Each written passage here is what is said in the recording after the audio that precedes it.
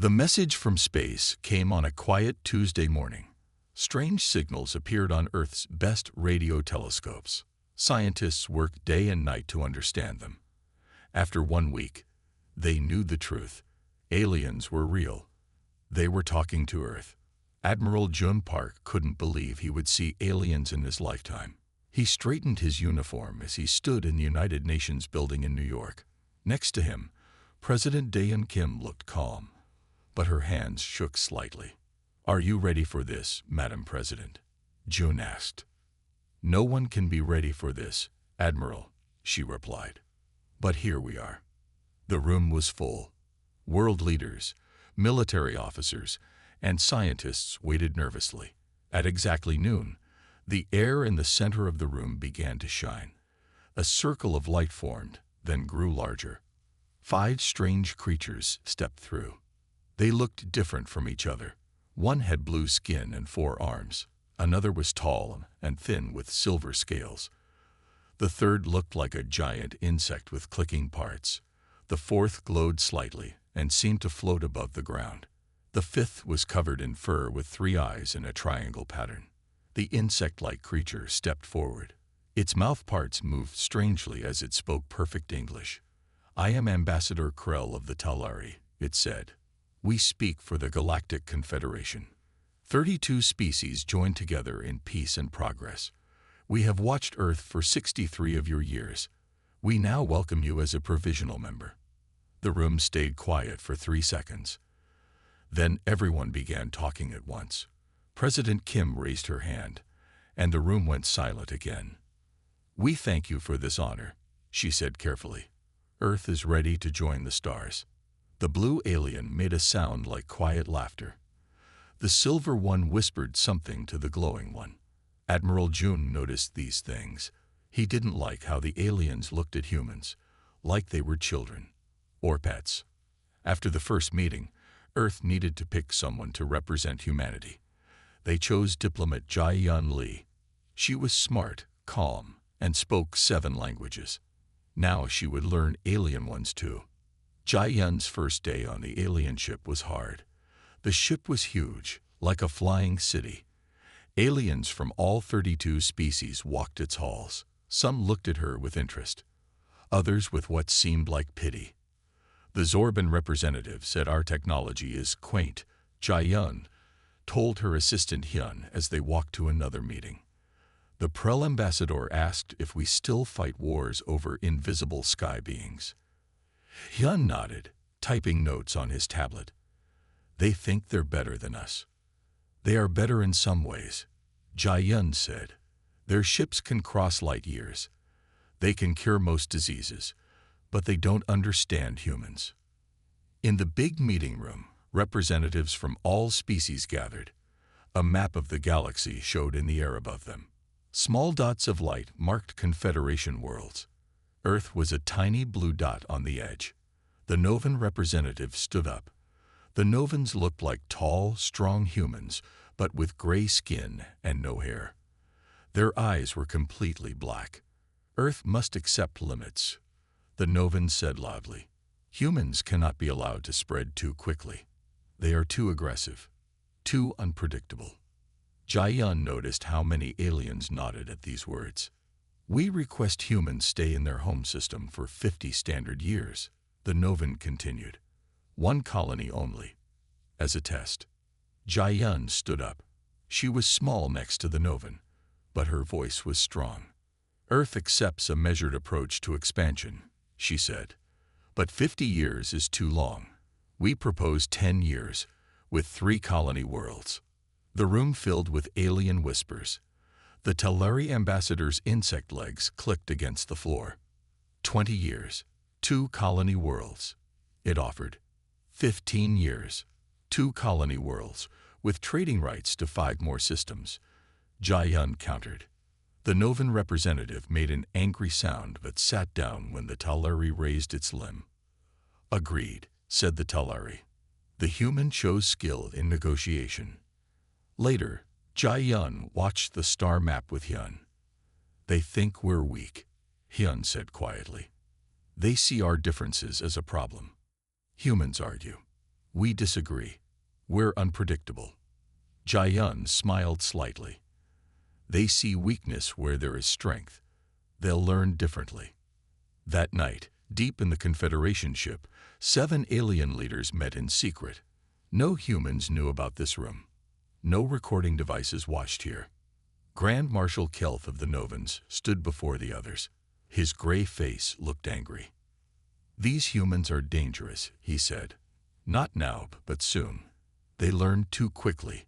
They adapt." The Talari representative moved forward. "You worry too much, Kelth. They are centuries behind us." "You don't understand," Kelth said.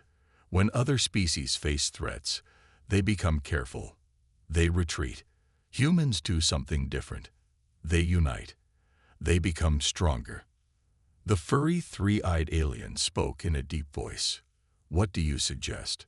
"Watch them closely," Kelth said. "Limit their technology. Keep them dependent on us." The glowing alien floated higher. "Perhaps we should test them. See how they respond to pressure." Kelth nodded slowly. "Yes. Small challenges at first. If they behave, good. If not." He didn't finish the sentence.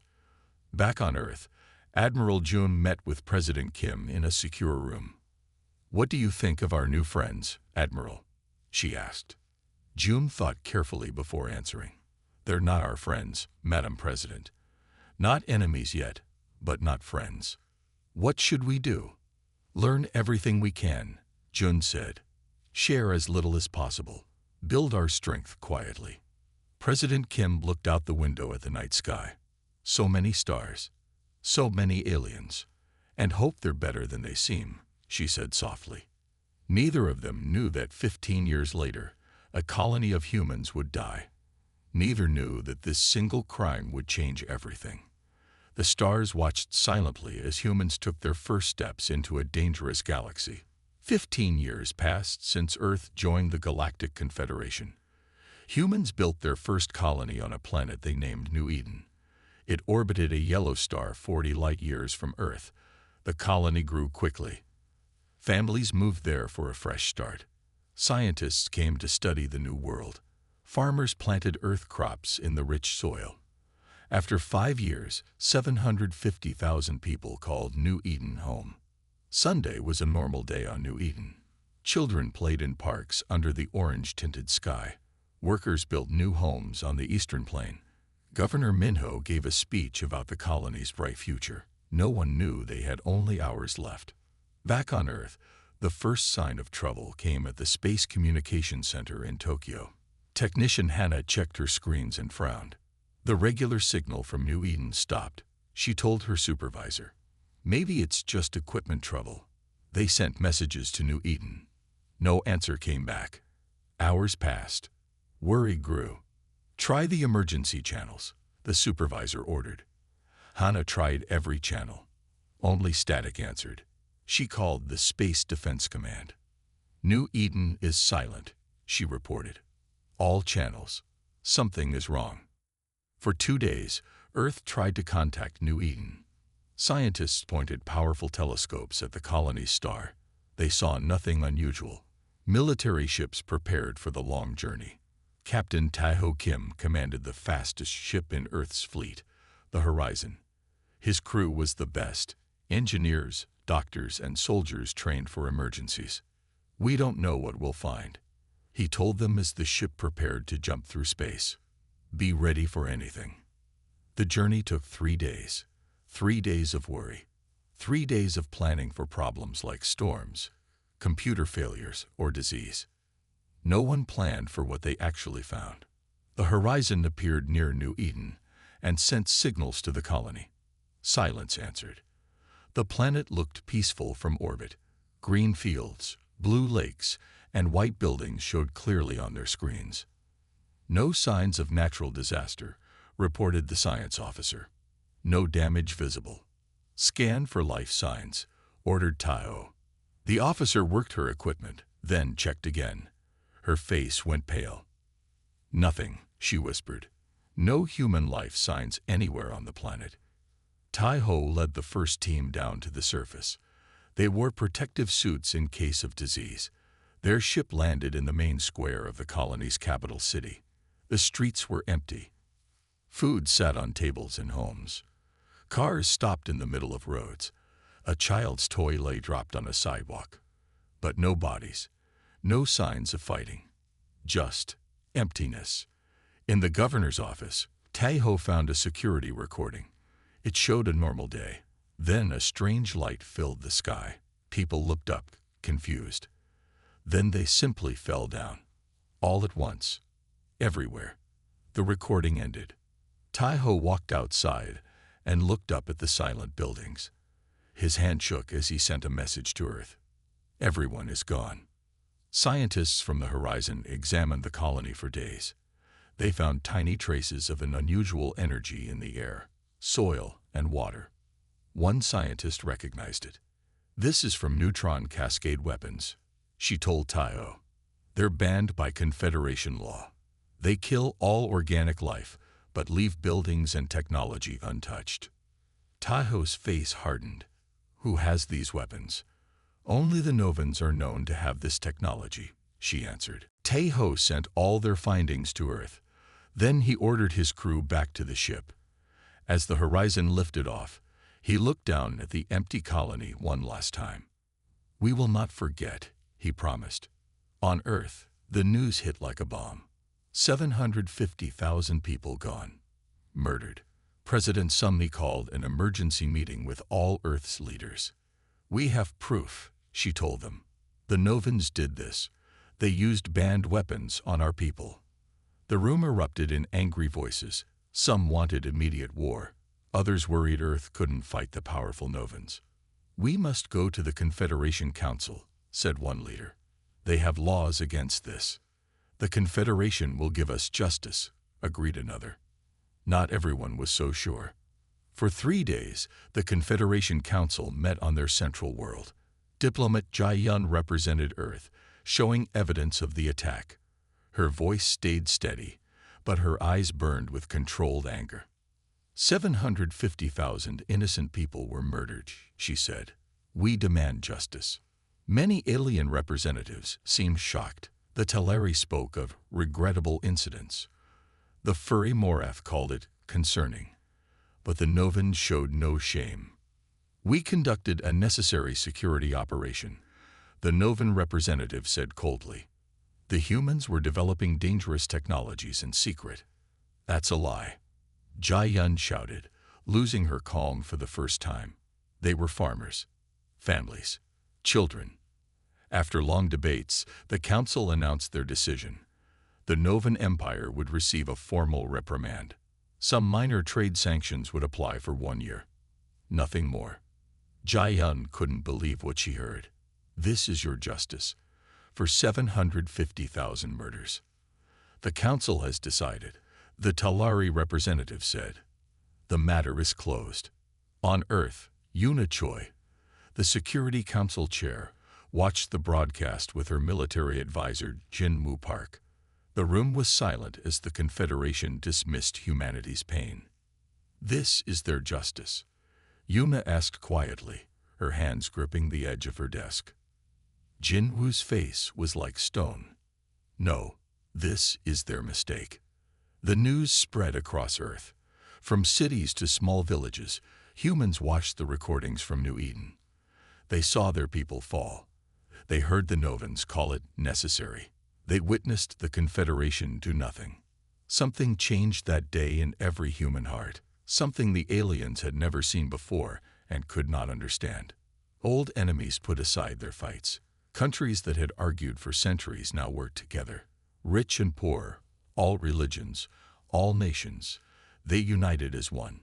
Not in fear, not in weakness, but in a cold, focused anger. In the Confederation Council chamber, an aide whispered to the Talari representative, "Earth has gone quiet. They've recalled their diplomats." "They're afraid," said the Novan marshal with satisfaction. "They'll hide in their system now." The Talari wasn't so sure. "Have you studied human history, Marshal? When they suffer losses, they don't retreat. They unite. They plan." "What can they do?" The Novan laughed. "Their technology is primitive. Their ships are slow. Their weapons are weak. On Earth, in a new underground facility, President Sumi met with leaders from every nation. Military commanders, scientists, and engineers filled the room. "The Confederation has failed us," she said simply. "We stand alone, but we stand together." She looked at each person in the room. "From this day forward, Earth has one purpose. We will remember New Eden. We will build our strength, and when we are ready, we will have justice." The room filled with determined voices saying one word: agreed. The Confederation had made a terrible mistake. They thought they understood humans. They didn't. They thought the attack would frighten Earth into submission. Instead, it united humanity as nothing ever had before. The aliens didn't know it yet, but a single war crime against humanity had just set the galaxy on a path to destruction. 1 week after the New Eden massacre, leaders from every country on Earth met in a bunker deep under the Swiss mountains. The meeting room was plain. No flags hung on the walls. No country names marked the seats. There was only a single banner with the words, "Remember New Eden." President Sumi stood before the gathered leaders. Her face showed the strain of sleepless nights, but her voice was strong. "Today, we are not separate nations. We are one people, one planet, one target." She paused, looking around the room. "And we will not be easy prey." No one argued. No one spoke of old conflicts. The vote to form the Terran Defense Alliance was unanimous. For the first time in human history, Earth stood truly united. Far beneath Beijing, Dr. Su-Jin Kang walked through a vast underground laboratory. A week ago, this facility was developing better farming methods. Now it served a different purpose. Su-Jin stopped at the center of the room. 500 of Earth's best scientists looked back at her. Some had been bitter rivals just days ago. Now they sat side by side, ready to work together. "The Confederation believes our technology is primitive," Su-Jin said, her voice echoing in the large space. "This is both true and false. Our spaceships are slower. Our weapons are weaker. But they missed something important about humans." She touched a screen, showing images of human history: stone tools becoming metal, horse carts becoming cars, biplanes becoming space shuttles. "We adapt. We transform. We take old ideas and make them new." Her eyes were bright with purpose.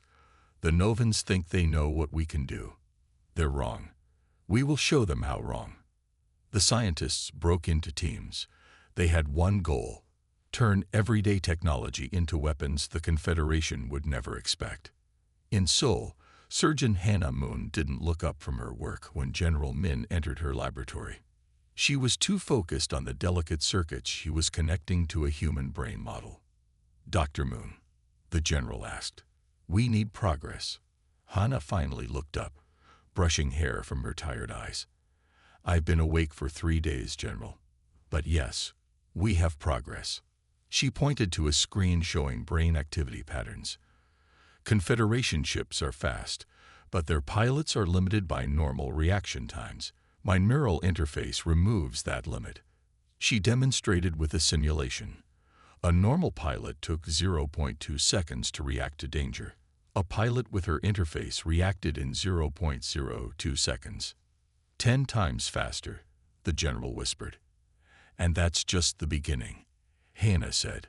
"When we add AI support, our pilots will make decisions faster than any alien can follow." The general nodded slowly. "How soon?" "First units ready for testing in 3 weeks." In Canada's northern wilderness, physicist Sung Min Lee stood in the snow, watching his team modify a terraforming machine.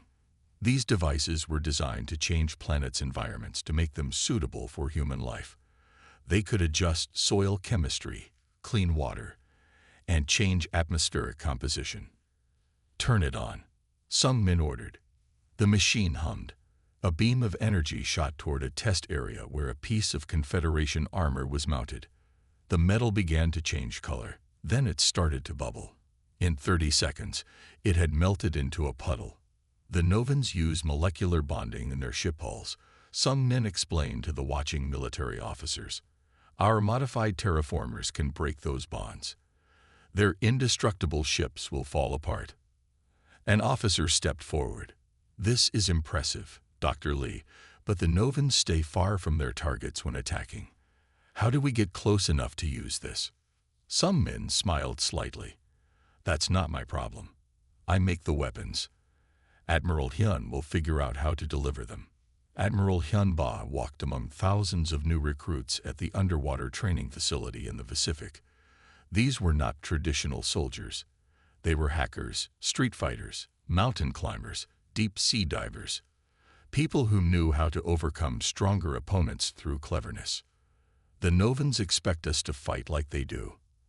Hyun told his officers as they watched the training. They expect direct attacks, clear battle lines, standard tactics. He pointed to a group practicing on strange mock-ups of alien ships. They were finding ways to enter through maintenance hatches, learning to move in zero gravity, using the aliens' own systems against them. We won't fight their way, Hyun continued. Humans have a long history of asymmetric warfare, the small defeating the large, the weak overcoming the strong. We'll use everything we've learned from fighting each other to surprise them. One officer looked worried. But, sir, their technology is impressive but predictable, Hyun finished. They've been the strongest for so long, they've forgotten how to be creative. We haven't. While Earth prepared in secret, it showed a different face to the Confederation. One by one, human diplomats left alien worlds. Trade deals were canceled. Communication became minimal. In the Confederation Council chamber, the Novan Marshal looked pleased as he addressed the other representatives. The humans retreat to their system. As expected, they know they cannot stand against us. Most alien leaders nodded in agreement.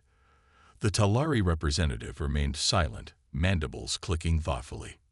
Meanwhile, diplomat Jai Yun Lee traveled a very different path than her colleagues. Instead of returning to Earth, her ship visited the outer edges of Confederation space, places where smaller, less powerful alien species lived. The Varine were small blue beings with 4 arms and sad eyes. They had suffered under Novan rule for centuries. Why should we trust humans? Asked the Varian leader as Jai Yun sat in their hidden meeting room. You are new to space. Weak. Jai Yun placed a data crystal on the table. Watch this. It shows what the Novans did to New Eden. After viewing the recording, the Varian leader's eyes had changed. The sadness remained, but now determination showed too. The Confederation did nothing to help you, the leader said. Just as they did nothing to help you when the Novans took your outer colonies, Jai Yun replied. We offer an alliance, not based on strength, but on justice. This scene repeated across Confederation space. The Drell, insect-like beings who had lost mining rights to the Novans. The Kodas, gentle giants whose art was destroyed as culturally dangerous. The Mira, water-dwellers whose oceans were polluted by Novan waste. One by one, they listened. They watched the New Eden recordings. They agreed to help when the time came. 6 months after New Eden, President Sumi met with her War Council on Earth. Representatives from military, science, and intelligence gave their reports. We've modified 20% of our civilian ships with the new drives, said the transportation chief. They look the same but are twice as fast. Neural interfaces are in testing with our best pilots, reported the military commander. Results exceed expectations. Our new weapons are ready, added the science director. The Novans won't recognize them until it's too late. Jai Yun, recently returned from her secret mission, spoke last. 12 species have agreed to help us when we move against the Novans. They will provide intelligence, supplies, and safe harbors. President Sumi nodded, studying the star map showing Novan territory. They think we're hiding, retreating. How surprised they'll be. When do we strike? Asked Admiral Hyun. Not yet, the president answered. We have one more step to prepare. Something the Novans can't imagine we'd attempt. Across Earth, In hidden facilities deep underground and beneath the oceans, humans worked day and night. They built strange new ships. They trained in ways no Confederation species would understand. They prepared for a war unlike any the galaxy had seen. The Novans had made a terrible mistake. They thought killing humans would make the rest afraid. Instead, it had made them dangerous in ways the aliens couldn't imagine. 18 months after the New Eden massacre, the Novan military outpost on Vega Prime was quiet. The night shift workers checked their screens without much interest. Nothing ever happened here. This outpost sat at the edge of Novan space, far from any possible enemies. Security Officer Drac yawned as he watched the empty sensor displays. The humans had been silent for over a year. Most believed they were hiding in their home system, afraid to venture out after what happened at New Eden. Another boring night, Drac told his colleague. I'm getting a drink. He never reached the door. The entire room suddenly flashed red. Alarm sounds filled the air. Drac ran back to his screen. What's happening? He shouted. Ships, his colleague yelled, appearing from nowhere. The sensor screen showed 10 vessels surrounding the outpost. They had not come through normal space. They had not used jump points. They had simply appeared. Impossible, Drac whispered. Then the first explosions shook the station. On the bridge of the TDA Vengeance, Captain Mugen smiled coldly as his crew disabled the Novan outpost's weapons. His ship had used the new Ghost Drive. Technology the Confederation had declared impossible. The drive bent space in a way that let ships travel without being detected until they arrived. No signal sent out, reported his communications officer. They didn't have time to warn anyone. Perfect, Mugen said. Begin boarding. Remember, take their data systems intact. Across Novan space, the same scene played out. 27 outposts attacked at the exact same moment. No warnings, no demands, just sudden, overwhelming force. General Kelth paced the floor of the Novan High Command Center. His gray skin had turned almost white with shock. Reports flooded in from all sectors. Each told the same story. Human ships appearing without warning, outposts falling, fleets scattered. How did they mask their approach? Kelth demanded, slamming his fist on the table. It's not possible to avoid our sensor net. They didn't avoid it, said a science officer, her voice shaking. They used technology we thought was impossible. They bent space itself to travel. That's theoretical physics, Kelth shouted. No species has achieved that. The humans have. The officer replied simply. Another commander rushed in with a new report. Sir, humans have attacked the shipyards at Torvin. They're using some kind of weapon that dissolves our hull materials. Dissolves, Kelth repeated in disbelief. Yes, sir. They fired energy beams that broke the molecular bonds in our strongest metals. Ships just fell apart. Before Kelth could respond, more reports arrived. Human forces had struck the Novan homeworld's moon base. A key supply depot had fallen. 3 battle cruisers had been destroyed by ships half their size. Kelth stared at the tactical display. The humans weren't attacking randomly. They were striking command centers, weapons facilities, and shipyards. They knew exactly where to hit for maximum damage. How do they know our weaknesses? He whispered. Then a terrible thought struck him. The smaller species, the ones we conquered, they're helping the humans. In the Proxima hub, a massive space station that served as the Novan's main trading center, Captain Tahoe's ship was surrounded. The Horizon had led a daring attack on the hub, destroying its defenses and communications. But before they could escape, 3 Novan battleships had arrived. We're trapped, Captain, said the first officer. Engines damaged, weapons at 20%. Tahoe looked around at his crew. These men and women had been with him since New Eden. They had seen the empty colony. They had carried that memory for 18 months. Open a channel to the Novan commander, Tahoe ordered. The largest Novan ship's captain appeared on screen. His gray face showed satisfaction. Surrender your vessel, Human, the Novan demanded. You fought well, but it's over. Taiho smiled slightly. You're right. It is over. He closed the channel and turned to his crew. Activate the singularity drive. His engineer looked up in shock. Captain, that's a one-way trip. The drive will create a black hole. We won't survive. Neither will they, Taiho said quietly. Each of us joined this mission knowing we might not return. For New Eden. The crew stood at attention. For New Eden, they repeated together. Taiho pressed his hand to the activation panel. Begin countdown. From a safe distance, a Talari observation ship watched as the human vessel began to glow. Energy readings climbed to impossible levels. The Novan ships moved closer, preparing to capture the damaged human vessel. Then a flash of light brighter than a sun erupted. Where 4 ships had been, a swirling vortex of darkness formed. The human ship and 3 Novan battleships disappeared into the artificial black hole, which collapsed in on itself seconds later. The Talari observer recorded everything.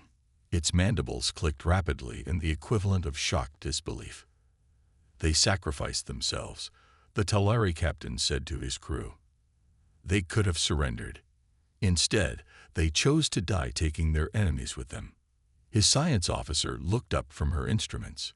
It wasn't just death, Captain. They created a controlled singularity. That's beyond even our physics.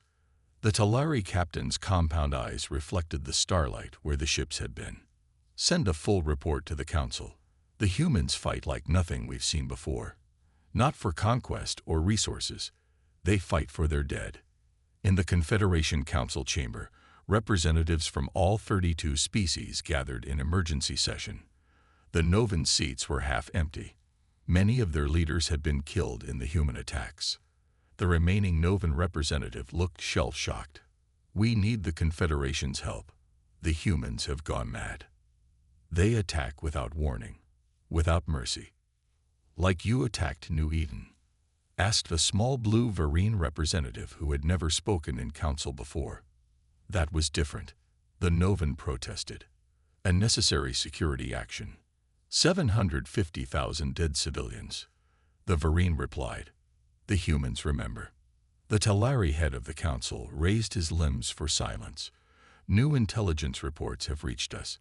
We must share them with all members. The main screen showed human fleet movements, but more disturbing were the plans recovered from captured human officers. Detailed attack scenarios not just for Novan worlds, but for key Confederation systems. Contingency plans for strikes against any species that helped the Novans. They prepared for war against all of us, the Talari said, mandibles clicking nervously. If we stand with the Novans, the humans will fight us too. They can't defeat the entire Confederation, protested another representative. The Talari pointed to the screen showing more outposts falling to human attacks. Are you certain? They've achieved in 18 months what our scientists said was impossible. They fight in ways we don't understand. And they have help. The room grew quiet as images appeared showing Vereen ships supplying humans. Drell spies providing information. CODIS forces blocking Novan escape routes. 1/3 of our members are already aiding them secretly, the Talari continued. Others remain neutral. The Confederation is fracturing. The council chamber erupted in angry shouts and accusations. Species that had been allies for centuries now turned on each other. Some blamed the Novans for starting this. Others blamed the council for not punishing the Novans properly after New Eden. The Talari representative watched the chaos with sad eyes. He had been among the first to meet humans 15 years ago. He had thought them primitive but interesting. Now they had changed the galaxy in less than 2 years. We didn't understand what we awakened, he admitted quietly to himself as the shouting continued around him. We thought they were just another species. We were wrong. Outside the council chamber, news of human victories spread across the galaxy. Many celebrated. The Novans had mistreated many species over the centuries. Now they were paying for their crimes. But others watched with growing fear. If humans could do this to the mighty Novans, what else might they do? What other impossible things might they achieve when united by anger? The reckoning had only just begun. The fighting lasted for 6 months. Then something new happened. The Great Galactic Confederation, which had ruled space for 2,000 years, broke apart. First, the Varine announced they stood with Earth. Then the Drell joined them. Soon, 17 species had broken from the Confederation to ally with humans. 9 species stayed neutral, unwilling to pick a side. Only 6 remained with the Novans, and most of these were old trading partners who feared human anger would turn toward them next. On the Confederation capital world, the Grand Council chamber stood half empty. Many seats would never be filled again. In this quiet room, Jai Yunli walked to the center platform. Once, she had come here as a junior diplomat, ignored and dismissed. Now she commanded the attention of every being present. 3 years ago, I stood in this room and begged for justice. Jai Yun said, her voice carrying to every corner. You offered empty words and meaningless sanctions. You thought the matter was closed. She touched a control panel, and the images of New Eden appeared in the air around her. Empty streets, abandoned homes, places where children had played, now silent forever. We didn't ask for this war. A single crime against humanity revealed the moral bankruptcy of your civilization. Now we rebuild on different terms. Jai Yun's words were broadcast across the galaxy. On 100 worlds, beings of all species watched and listened. Today, I announce the formation of the Human Allied Compact. Any species that wishes to join will be welcome. Under these conditions, all members have equal voice. No weapons of mass destruction are permitted. Crimes against sentient beings will be punished swiftly and justly. She looked directly at the remaining Novan representatives. Those responsible for New Eden will face trial. This is not negotiable. On the Novan homeworld, the news hit like a storm. For centuries, the Novans had ruled through fear and strength. Their military kept order. Their ships controlled trade routes. Their weapons kept other species in line. But now, something unexpected was happening. On Novan colony worlds, the local populations were rising up. Species that had been conquered and controlled for generations saw their chance for freedom. General Kelth watched in disbelief as reports came in from 20 different worlds. The Mira had taken control of the underwater cities on Aqualis. The Drell had captured 3 major shipyards. Even the small, seemingly harmless Sorby had seized control of mining facilities. How is this happening? Kelth demanded. Where did they get weapons? His aide looked uncomfortable. Sir, most aren't using weapons. There are simply too many of them. For every Novan, there are 50 or 60 members of other species. They've always outnumbered us. They just never united before. On the Novan Council world, crowds filled the streets. Gray-skinned Novan leaders hurried to their ships, fleeing the anger of those they had ruled. One by one, Novan worlds fell, not to human attacks, but to revolutions from within. 6 months after Jai Yun's speech, representatives from 30 species gathered on neutral ground, a space station orbiting a star without planets. Here, they would build something new. Admiral Hyun represented Earth at the gathering. He stood before the assembled delegates, his uniform simple but distinct. For too long, the strong dominated the weak in this galaxy, he said. Earth proposes a different way. On our world, we developed systems to protect all people, laws that apply equally to the powerful and the powerless, rights that cannot be taken away. He presented a simple document. These principles will form the foundation of our new compact. No species can attack another without cause. No population can be controlled against their will. No individual can be denied basic rights. Many delegates looked confused. Some looked suspicious. This was not how space had ever been governed. You ask us to limit our own power, said the Drell representative. Why would the strong agree to this? Admiral Hyun smiled slightly. Because strength changes hands. Today's powerful become tomorrow's weak. These rules protect everyone, in the end. Debate lasted for weeks. Human legal experts worked with philosophers and leaders from every species.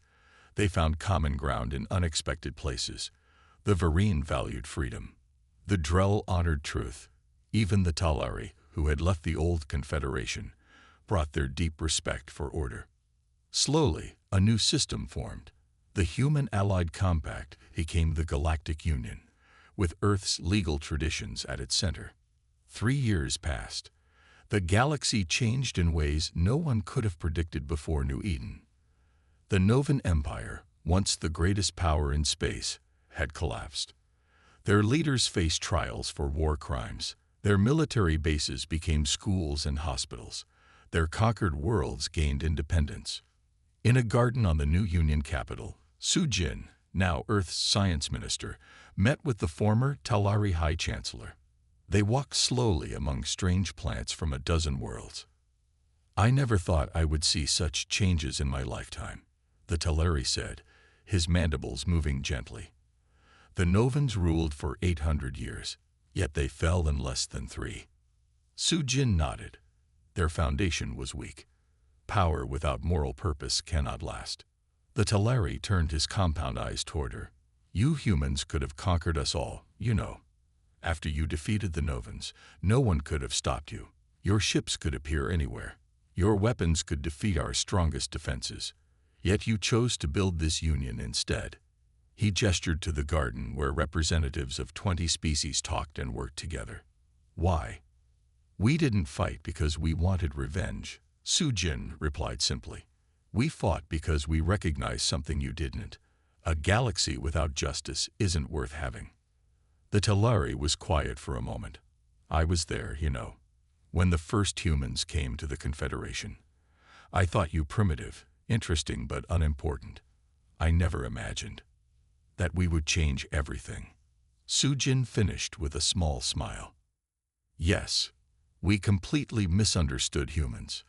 A common mistake," Su-Jin said, "one I hope the galaxy never makes again." On New Eden, ships arrived from across the galaxy. The planet had been empty for 5 years. Now it would live again. New colonists came, humans and aliens together. They would build something here to honor those who had died. Admiral Hyun walked across the main square where Captain Taeho had found the first evidence of the massacre. The area had been transformed into a memorial garden. 750,000 stones, one for each life lost, formed spiraling patterns that could be seen from space. Hyun carried the last stone in his hands. It was larger than the others, carved from earth marble. He placed it at the center of the pattern, completing the memorial. Workers carefully etched words into the stone in 30 different languages. The human version was simple. Their sacrifice changed a galaxy. That evening, beings from 100 worlds gathered around the memorial. Once enemies, now allies. Once strangers, now friends. They stood in silence as the sun set over New Eden. No one knew what challenges the future would bring. The galaxy was vast, with many dangers still hidden among the stars. But something fundamental had changed. A moral line had been drawn, a standard set. A single war crime against humanity had indeed doomed the old galaxy, a galaxy of fear, injustice, and unchecked power. From its ashes, something better was growing. The end